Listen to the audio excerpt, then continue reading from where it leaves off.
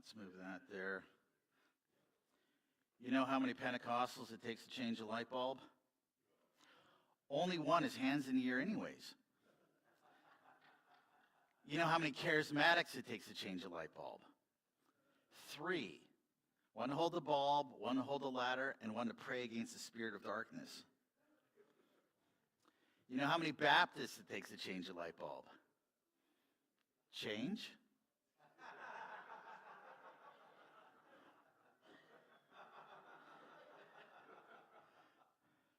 You know how many Catholics it takes to change a light bulb? None. Catholics use candles.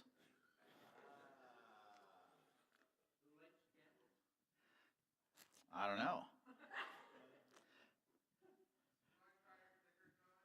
Sure.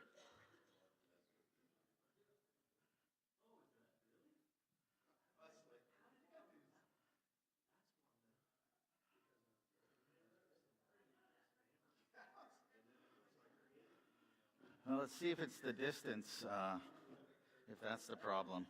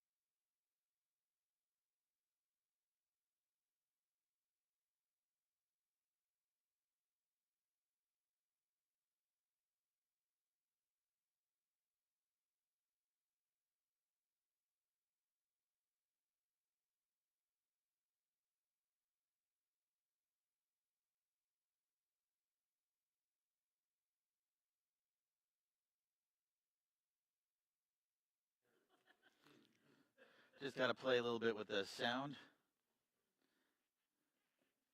Hello, hello. All right. And yeah, if we can make sure we're getting this recorded, that would be really good.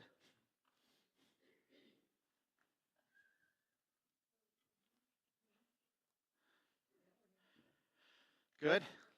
Are you going to stay back there, Jamin, or are you going to come up? Okay.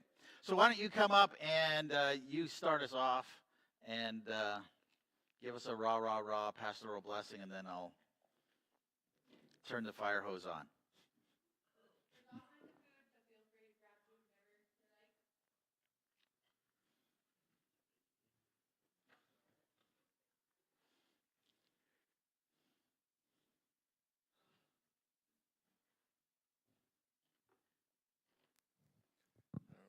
Did I turn this up? I did. Good. Well, good morning, everyone. It has been an exciting few days, and we're looking forward to sharing what we talked about yesterday, but that's not until tomorrow. Today's training is a little bit more in-depth about different things, and we've really appreciated John and the team from our district coming to Heartland, and even if they had to skate into the church this morning. Thankfully, we do have someone coming to sand the parking lot. But just engage with what we can today, and let John really speak into our lives and really encourage us and really build into us, and let that be used to propel us forward as a church and as we build God's kingdom here in Heartland. So let's pray and say over God. Father, we thank you for today. We thank you for your many blessings. We thank you, God, that you've brought this team here and that you've led this kind of connection to happen.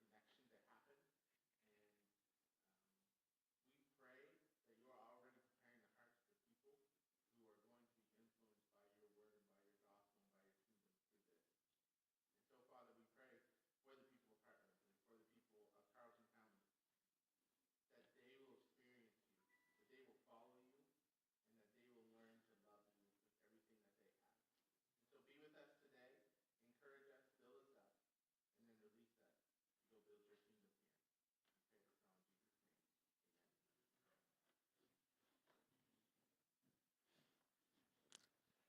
We pray this all in Jesus' name. Amen. All right. My name is John Albiston. I'm with an organization called Church Vitalization Canada. And we exist to help churches become soul-winning, disciple-making, multiplying churches. For the past few years, I've been actually working for the Pentecostal Assemblies of Canada, coaching churches. And before that, I was like a normal pastor. And I've pastored Baptist churches, Christian Missionary Alliance churches, and oddly enough, no Pentecostal churches. So I've coached them, but I've never pastored one of them. I'll give you sort of a 3-minute, like, who is John? Who is this guy? My story is this. When I was young, I went to school for 9 freaking years to prepare to be a pastor. I graduated and found out I didn't know what I was doing. I learned my Hebrew, but nobody showed me how to run a board meeting.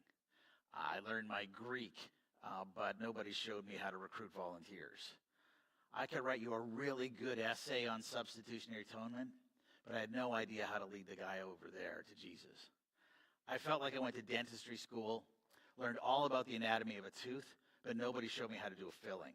And now someone's sitting in a chair going, and I didn't know what to do. I'm a little bit bitter about this. So after 9 years of schooling, my first 9 years of pastoral ministry were really, really hard.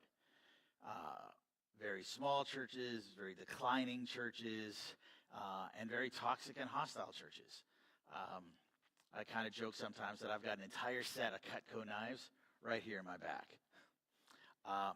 But during that time, the 9 years in the wilderness, I had an epiphany. I was pastoring a small Baptist church in Mississauga, and a church plant popped up not far from us. And they were meeting in a school. And they had managed to lead a bunch of people to Jesus, something I'd never done. And school gyms don't have typically baptismal tanks. And so they came and they asked us if they could borrow ours. Now, we had a portable tank. Like, it looked like a horse trough. Like, it wasn't awesome. And I don't even know what denomination these guys were. But, I'm a big picture kingdom kind of guy. Yeah, go ahead, borrow our tank. Well, a couple weeks later, they came back and they said, actually, we've led more people to Jesus. Could we borrow the tank again? And then a couple weeks after that, they said, we've led more people to Jesus. Can we borrow your tank again? And my reaction was, I wonder what those guys are doing wrong. Because if I could criticize them, if I could put them down, I could feel better about myself. So I was that guy. The Lord spoke to me, and he said, Johnny, have you thought about learning from somebody for a change? And so I transformed myself into a bandit and a thief. And if any church looked like it was doing something that was working, I wanted to take it, reverse engineer it. How does this work? Why does this work? And can I apply it to my context? Even still, it felt like somebody walked in my office with like a 1,000-piece jigsaw puzzle, dumped out all the pieces on my desk, and then walked away with the box top. So I'm stealing pieces left, right, and center, but I don't know what I'm trying to make. So it took me 9 years of trying to scramble and find pieces until I had enough pieces that I realized, I think I know what we're supposed to do. Now, here's the irony. 9 years of schooling, 9 years of struggle, that's 18 years to figure out what I can explain in 18 seconds. To grow your church, new people have to come here. They need to meet Jesus, and they need to learn how to follow him. Was I doing any of that? No. Like, I was preaching, and I was praying, and I was visiting, and I was eating squeaky wheels in the lobby before and after every Sunday, and I was telling every single faction of the church, what they wanted to hear and trying to keep the peace. But new people, when do I have time to spend with new people or notice new people? You know how many fires I have to put out every single Sunday? And lead people to Jesus. We're all Christians here. Why would I bother preaching the gospel? And even if somebody had led themselves to Jesus, because I certainly wasn't doing that, but even if they led themselves to Jesus, did I have some kind of a game plan on how they could be on some kind of a path from baby Christian to a mature Christian? No, I didn't. Once I realized that, it was like, oh no, I need to redo everything that I do. And so the next 9 years, now that I know what to do, my churches grew at a average rate of 50% per year. The last church that I pastored, I was there for 5 years, came in and they were averaging probably about 300 on a Sunday. 5 years later, they're averaging 1,500. We had launched 3 additional campuses. And the last year I was there, that's 2017, we had over 700 salvations that year. After that, or actually while I was at that church, I got a phone call from the Pentecostal Assemblies of Canada. And they said, hey, John, would you like to show other churches how to do that? And I thought, I'd love to show other churches how to do that. And so I moved to Edmonton, and the Pentecostals in Alberta, they have about 120 churches, but we ran the numbers, and only 18% of those churches were growing. 82% of their churches were flatlined or in decline. We ran the numbers back to the year 2000 to see what this looked like over time. I was like, was this like just a really bad year? And they had been flatlined for 20 years. As a district, the average rate of growth there was 1/3 of a person per church per year is how fast they were growing. So it rounds off to 0%. That same period of time, the population of Alberta increased by 37%. More than 1 million people moved to Alberta. And we grew by nobody. And if it wasn't for the fact that we had a bunch of these Pentecostal Nigerians moving to Alberta, we would have been hooped. That was 2017. By the time I left the POC to be part of Church Vitalization Canada, which is interdenominational, I left them last summer, and when I left, we had more than tripled the number of growing churches. And now they're growing at a rate where they're doubling in size every 4 years. So attendance collectively goes up 5 or 6 or 7,000 people every year. The reason why I left is, praise God that one denomination in one province had a turnaround. Like, I'm genuinely thrilled about that. But there's 30 million people in this country who don't know Jesus. One denomination in one province turning around, it's not enough. We need all hands on deck. All Bible-believing denominations, all Bible-believing churches need to be soul-winning, disciple-making, multiplying churches. Like, we've got a crucial mission that God has given us. And I guarantee you the gospel still works. And so that's why I'm here today. Now, all of us are here as coaches, and your amazing district superintendent,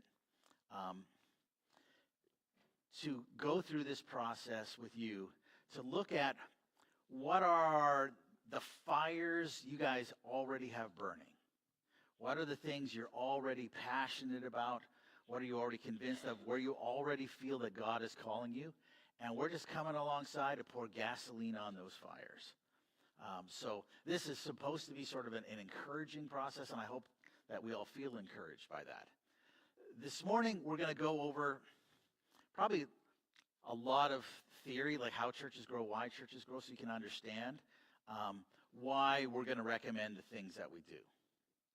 So I'm going to start off here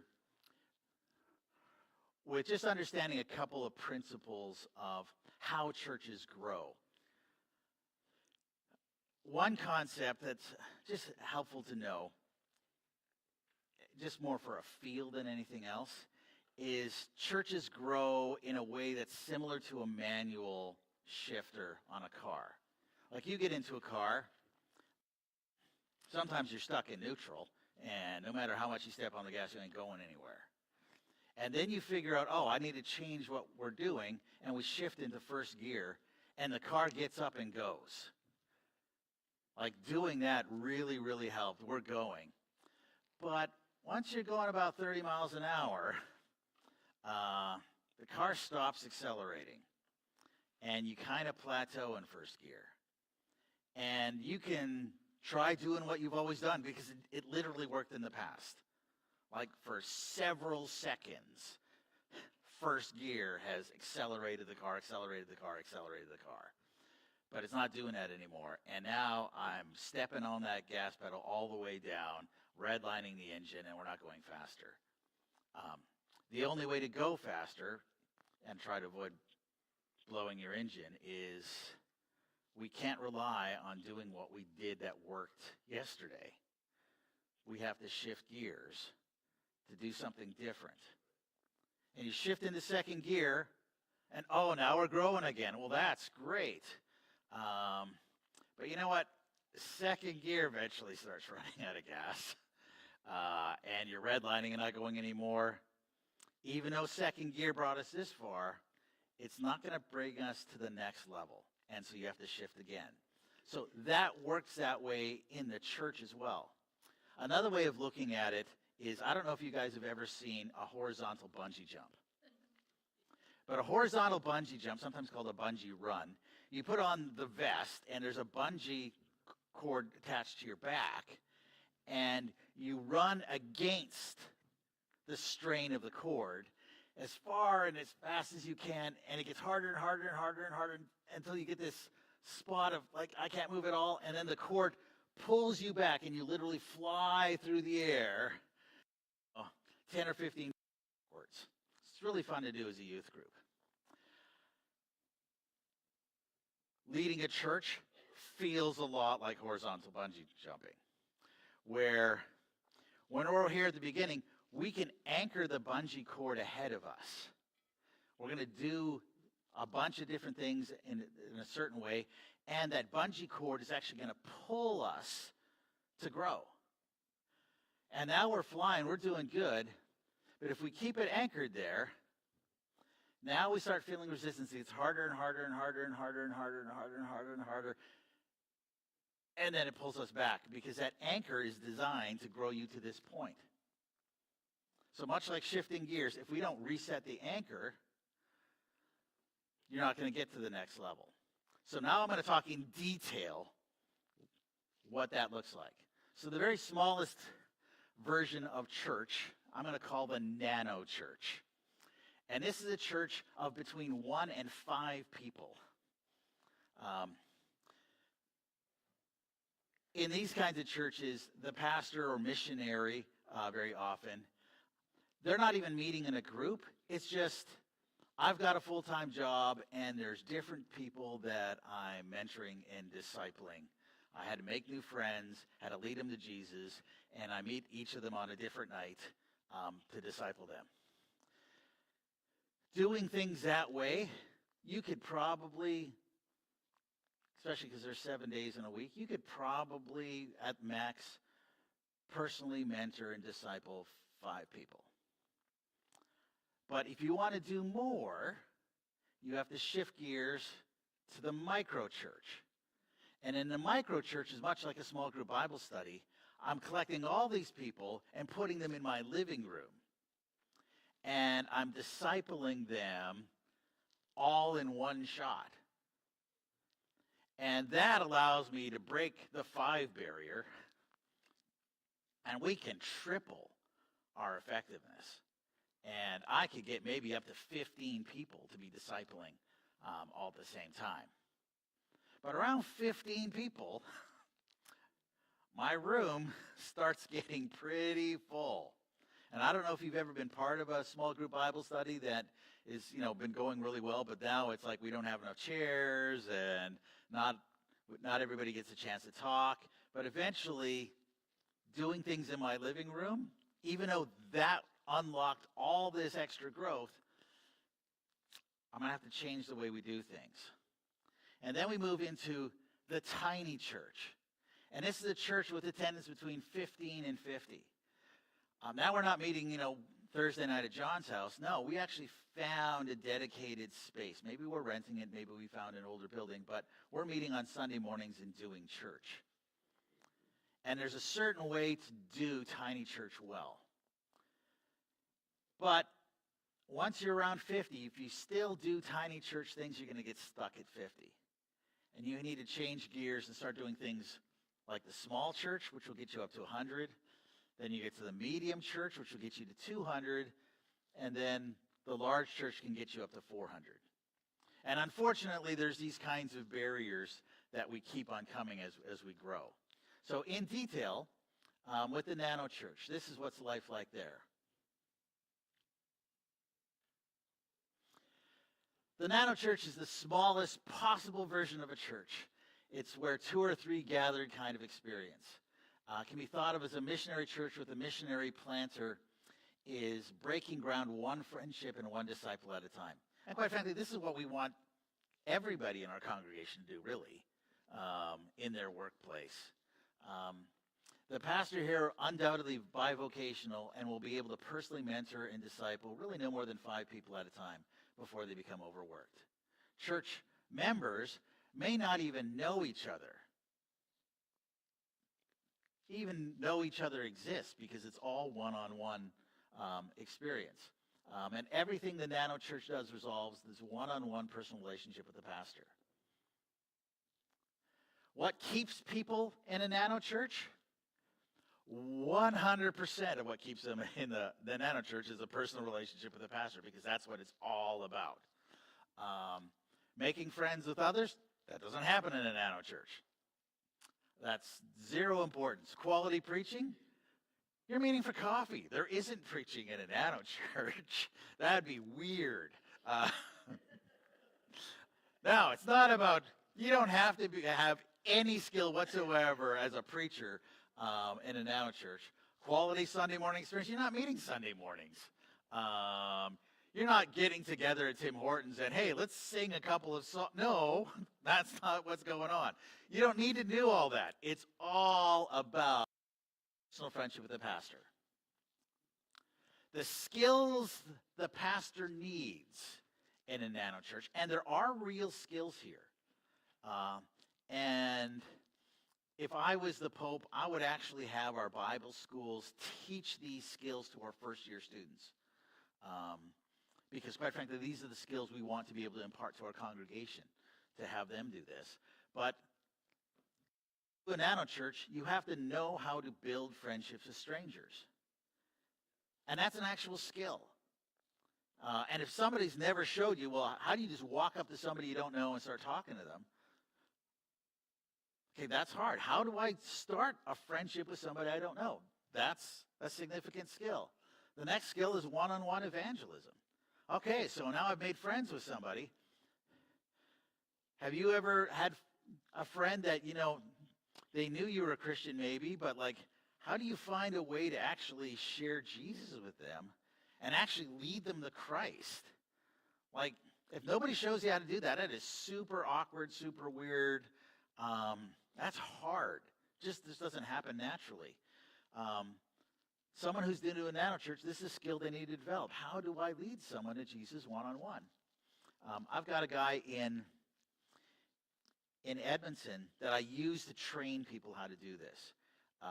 They call him the mall priest. So he works as a chaplain at West Edmonton Mall. And last year he led 50 people to Christ in the mall. Mostly teenagers, but not exclusively teenagers. And he just hangs out and talks to people in the mall, including the employees, everybody at the stores. They all know the mall priest. He's 31 years old, so he's a young guy. But if people don't know how to share their faith, I said, come to West Edmonton Mall. I'm going to introduce you to Braden. You're going to spend 3 afternoons with Braden. The first afternoon, you're just going to follow him around and just watch what he does. Second afternoon, you guys are going to do it together. He's back, but you're going to start initiating some conversations too. And then the third afternoon, he's going to be with you, but you're doing the whole load yourself. But these are skills. And then one-on-one discipleship and mentoring. Once you've led somebody to Christ, how do you guide a new believer in their early development? So this is, again, skills you need to have.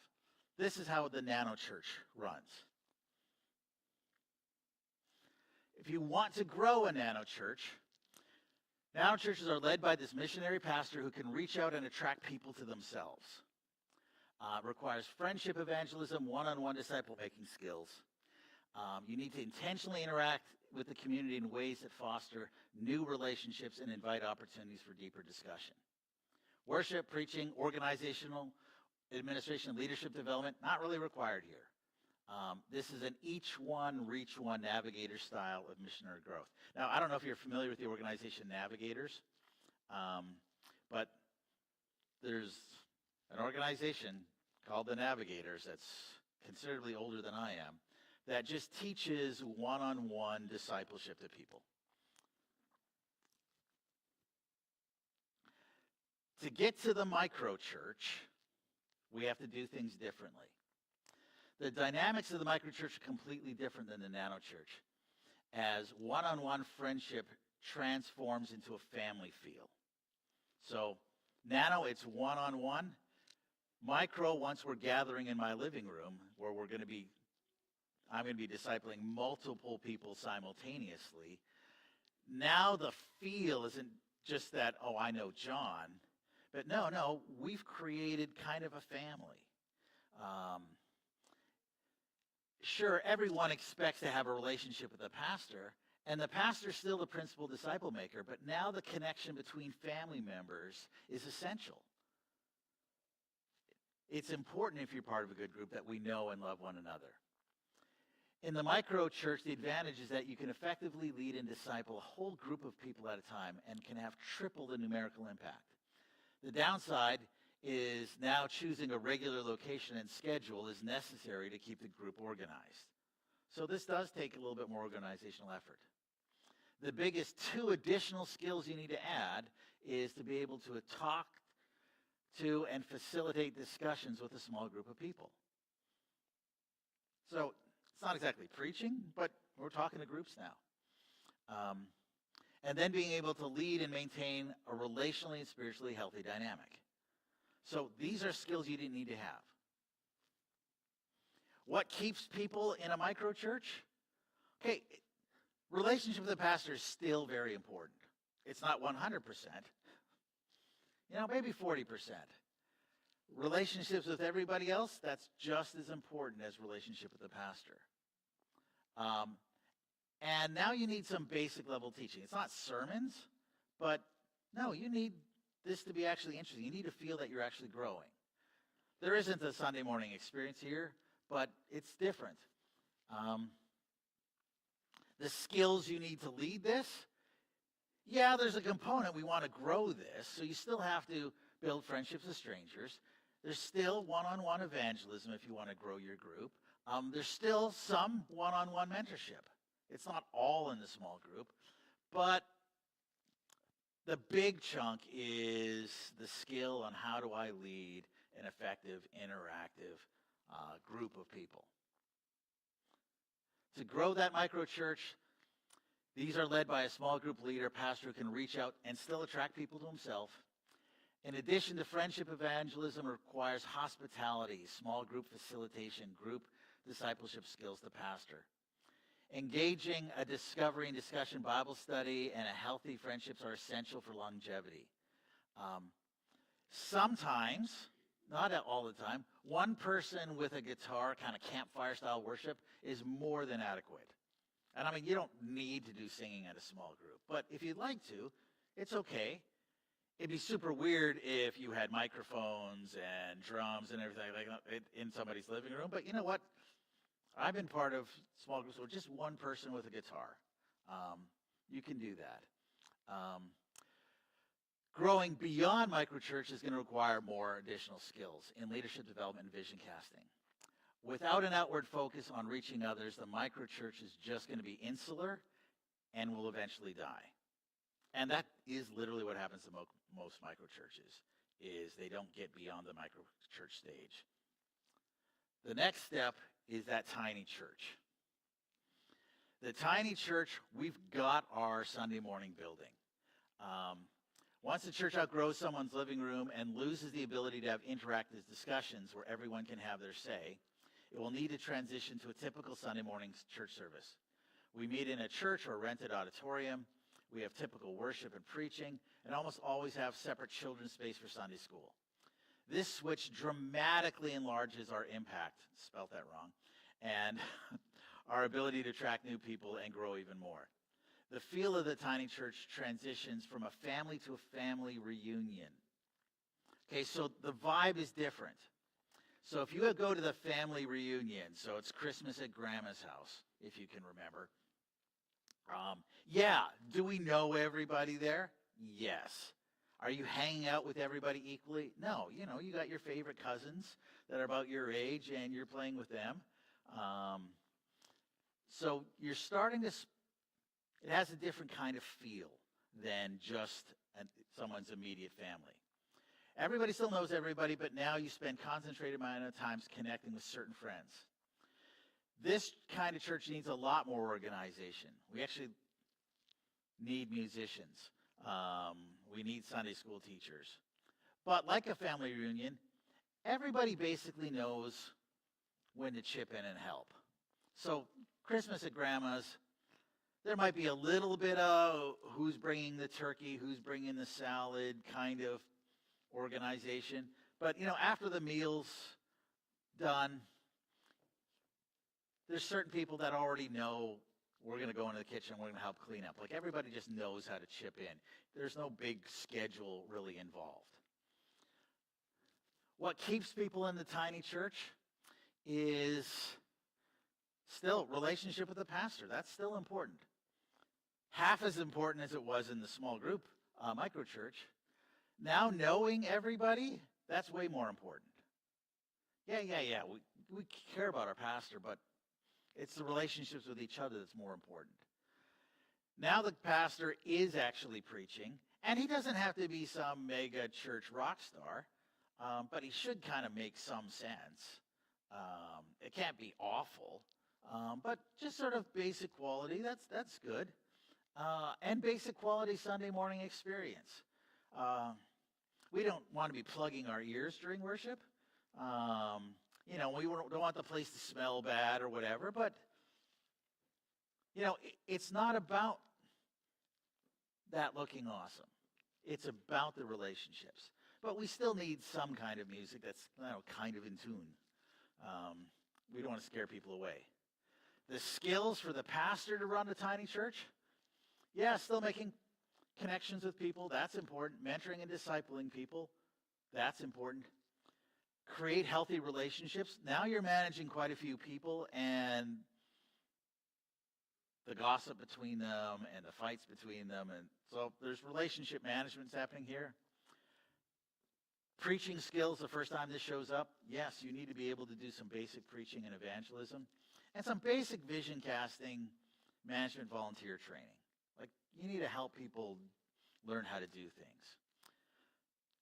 Growing this church, you're still connecting a lot of people to you. Basic quality in preaching, facilities, and programming. Basic friendliness in this church is generally good enough.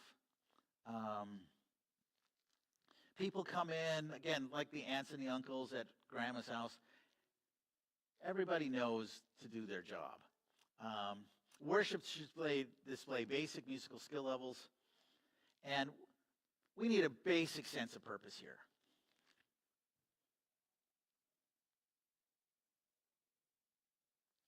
Now I'm going to show you some pictures of what I mean by basic quality. So this is what I would say is like basic quality lobby in a tiny church. Keep back there. There. If you look at this, actually their carpet is very similar to yours. That's coincidence.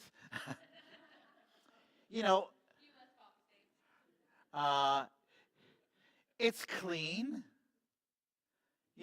It's not repulsive. It's not super, super up to date, but it's not about how fancy this place is when you're in a tiny church. But this is what basic quality is. It's not terrible.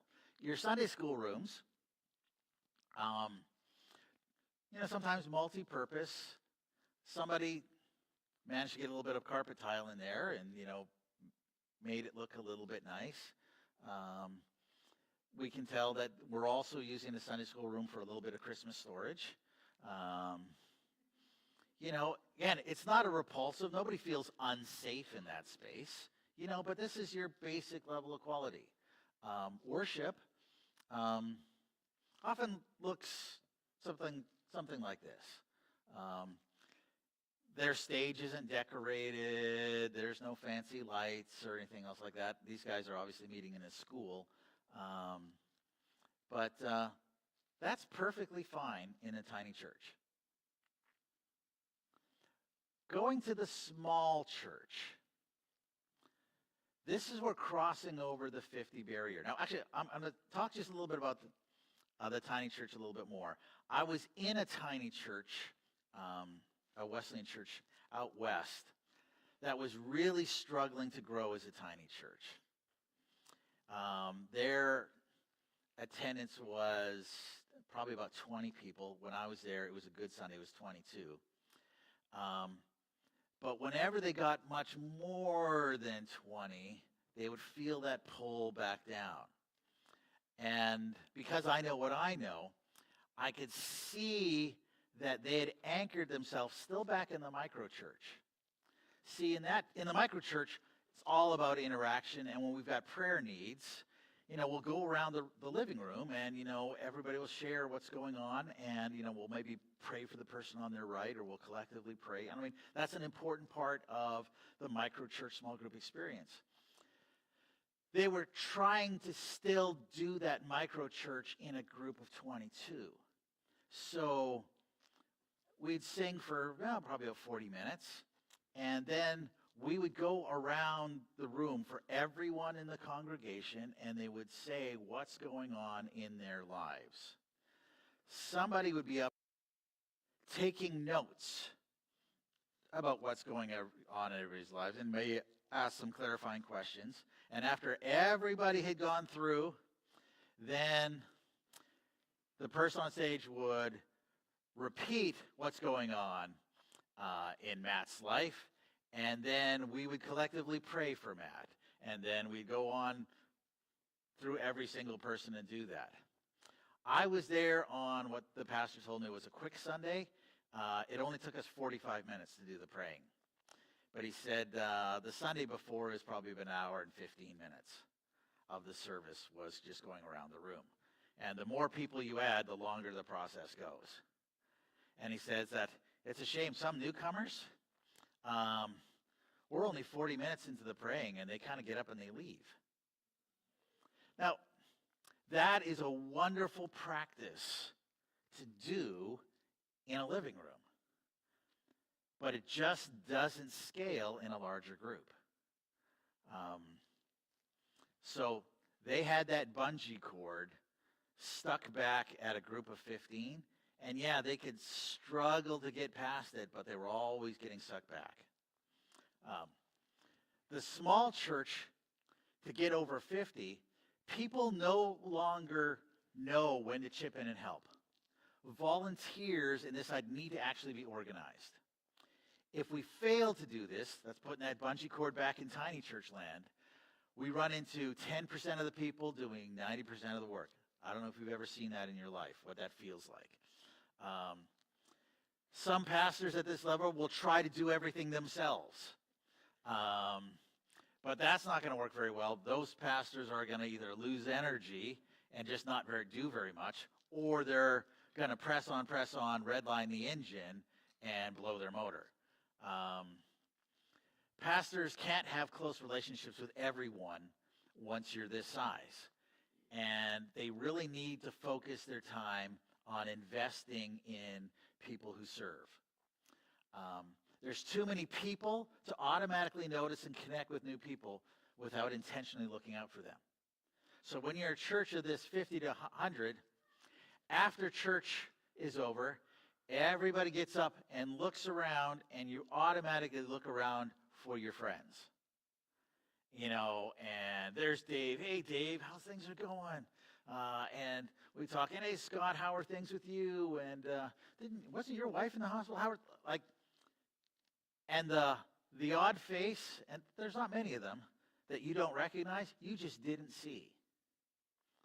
And you might be hugging and laughing and joking, and you'll say, this is the friendliest church in the world. But if you're a newcomer here, what you see is all these people getting up, loving and laughing and talking to each other, and not a single person notices that you exist. It is the coldest room you've ever seen. Happens when we're not intentional. So that's very natural. And it's not because all of a sudden, church of this side, you guys all turn into jerks. No. Literally don't see these people. There's too many people to automatically notice. The feel of this church changes from a family reunion to more of like a small school. And that's important to understand as well. While you might recognize everyone, you don't know everybody personally. Being publicly mentioned stops feeling honoring and starts feeling embarrassing. So I don't know if you've ever been called out in front of the whole school. Okay, that's horrible. When we're in a tiny church, again, that's more family reunion, it's actually kind of nice when, it's your birthday and everybody sings happy birthday to you. It's kind of nice, that, I'm being recognized and honored in front of everybody.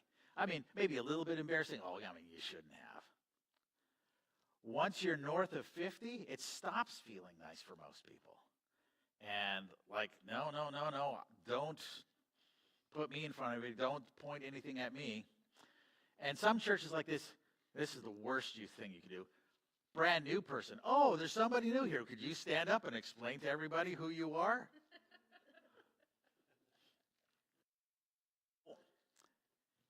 That's one of those strands of that bungee cord that changes when you're this size. Having everybody looking at you stops being an honoring thing and starts feeling embarrassing. And so that's a change in your behavior to make. What keeps people in a small church? Now the pastor knows who I am. People generally don't expect that I'm going to have a close personal relationship with the pastor. This isn't like the nano church where everybody is getting directly mentored on a weekly basis. No, but it's important that the pastor knows who I am. Now, intentional way to make friends, because friends don't get made by accident anymore. Preaching, actually we're kind of, because when we're really small, we don't care about the pastor's ability to preach at all because it's all about my personal relationship with him. Now, because the pastor's just somebody who knows who I am, the value of preaching kind of goes up. We don't want well, I barely managed to stay awake through that sermon. At least it wasn't heretical. That would be okay when we're smaller. But now it's, no, actually kind of want to get something out of this. Average quality of Sunday experience. We actually want all of the music to be in tune. And we want all the musicians playing in the same key. We don't want the music being distracting. We don't want it way too loud, way too quiet. We're now having certain expectations. The skill set at this level with the pastor, still, it's important to make personal connections. Now they're mentoring and discipling and developing volunteers. They're not trying to do everybody. They're trying to create a healthy team culture. You've got average quality of preaching and evangelism, so it's more than just basic, and average vision casting, management, and leadership development. So all of these things are going up, and the preaching and evangelism and the leadership stuff, that's now getting more and more and more part of the pastor's job and the skill set that needs to be added. To grow the small church, you need a pastor who can lead a team of volunteers. People don't just automatically know what to do anymore. Now, volunteers need to be organized, and instead of the pastor trying to spend his time with the whole congregation, he focuses his time on working with volunteers. And then the volunteers are going to care for the non-volunteers, except if there's a crisis or something like that. This requires average quality in preaching, facilities, and programming. Friendliness is not good enough to make friends. Worship should display excellent musical skill, cultural relevance, and be stylistically coordinated.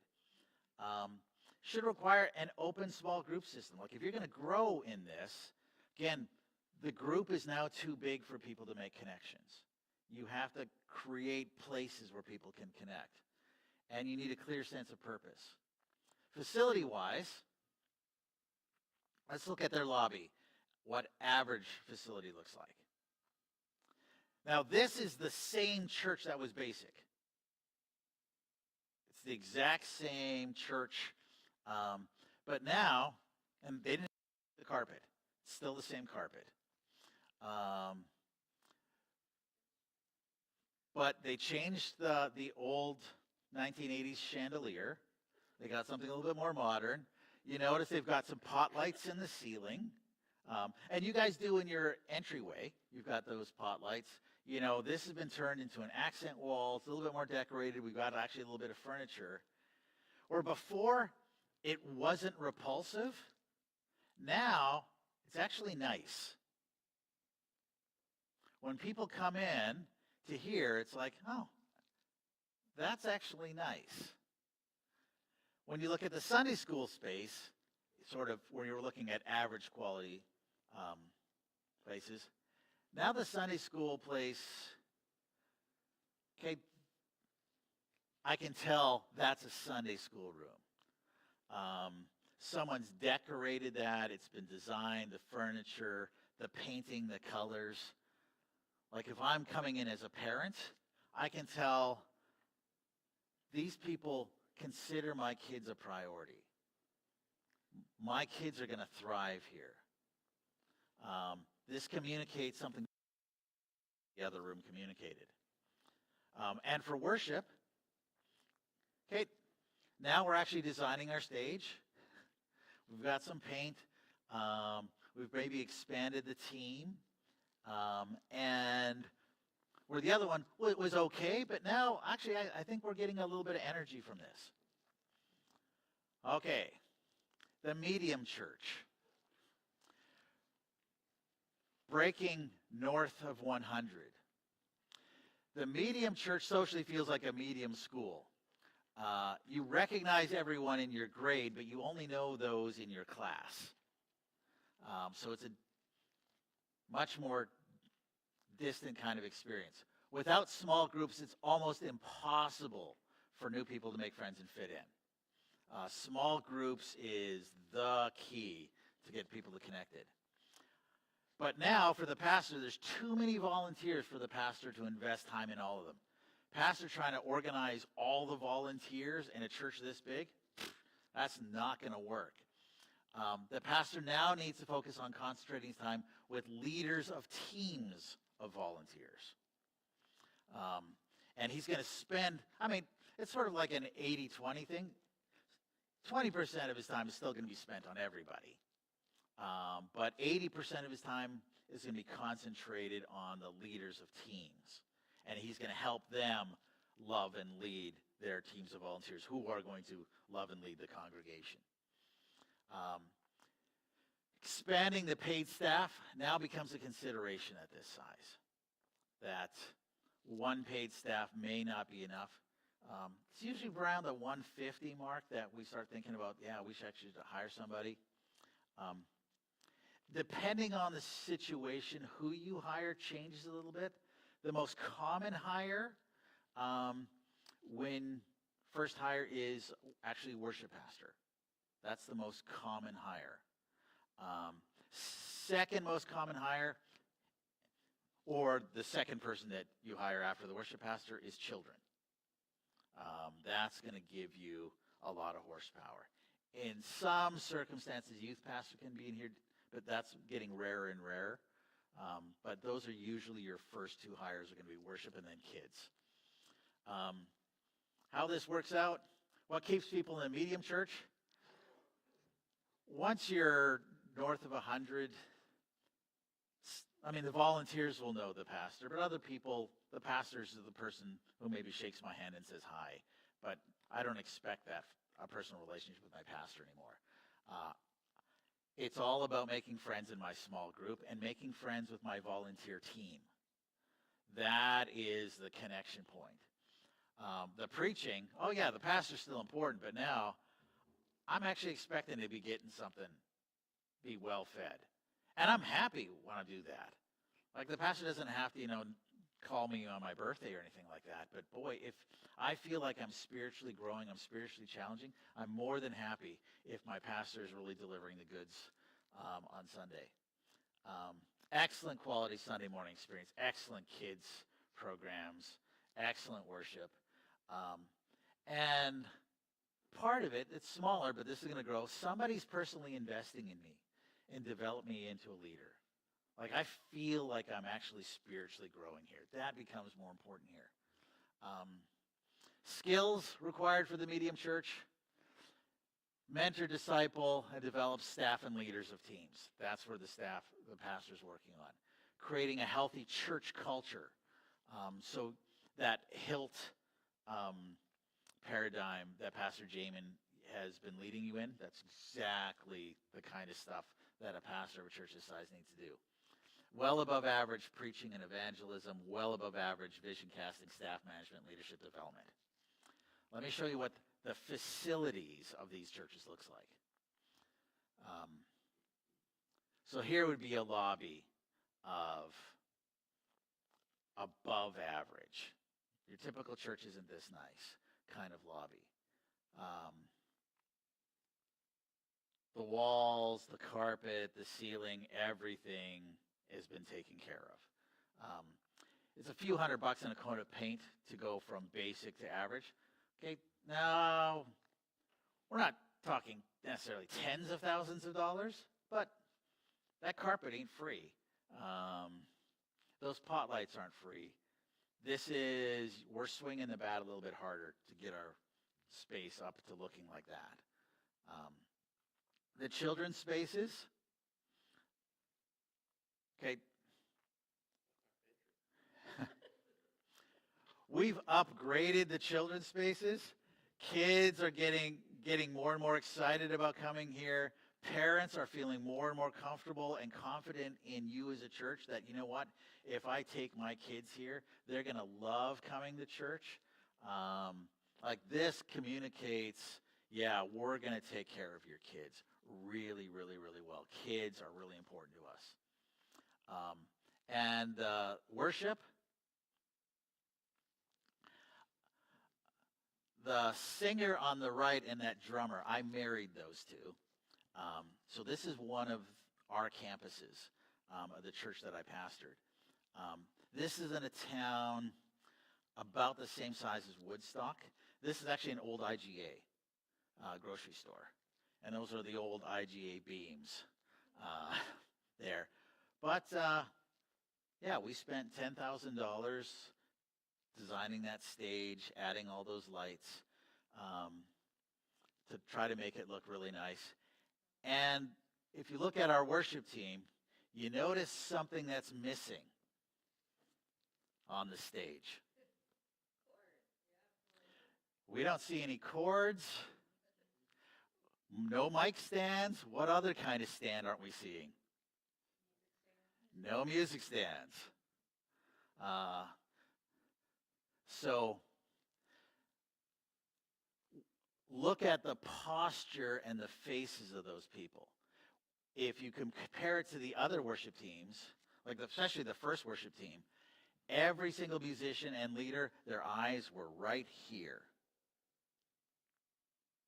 And there was something literally physically in between them and you. It was fine. It was okay. You know, it was a tiny church. No one's expecting that.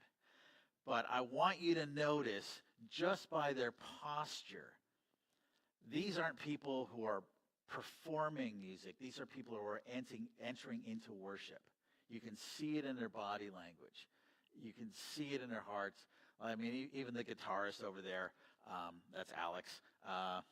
Like you can just tell that he loves God and that he is loving what he's doing. That's what that next level looks like. Now, I'm not going to spend a lot of time here because this is the future, but I did want to show you some pictures of what this looks like, literally the pictures. This is what Cadillac lobbies. Now, it doesn't necessarily have to be that modern sort of space age.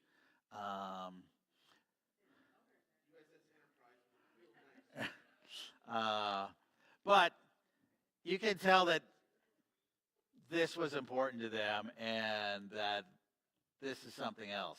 You look at their kids' spaces. This is one of their Sunday school rooms.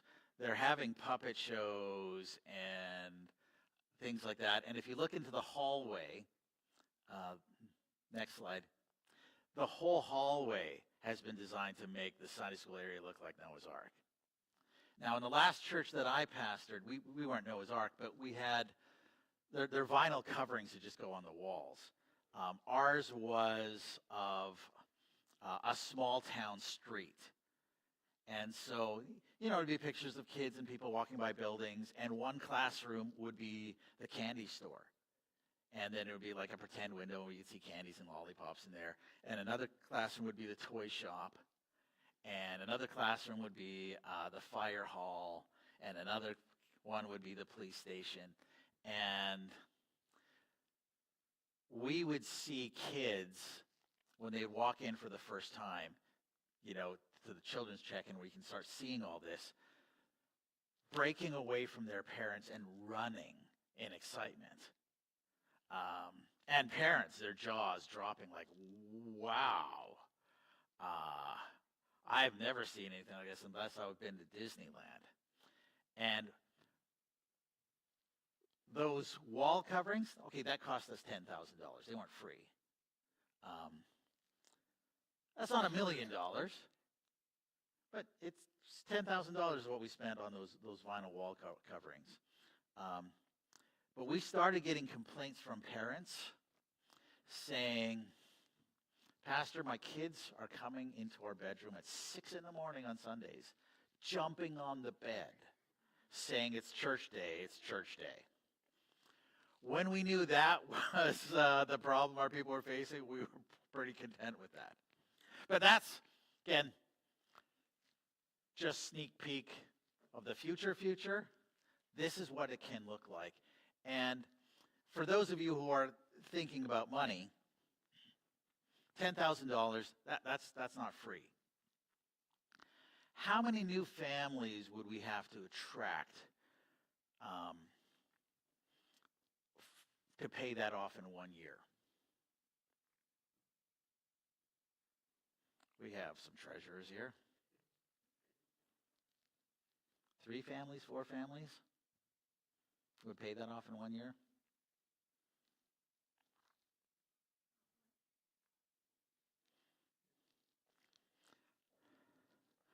So things are more doable than sometimes we realize, and some things are more affordable than we think. And especially if this actually causes growth, this isn't an expense, it's an investment. All right, let's move on.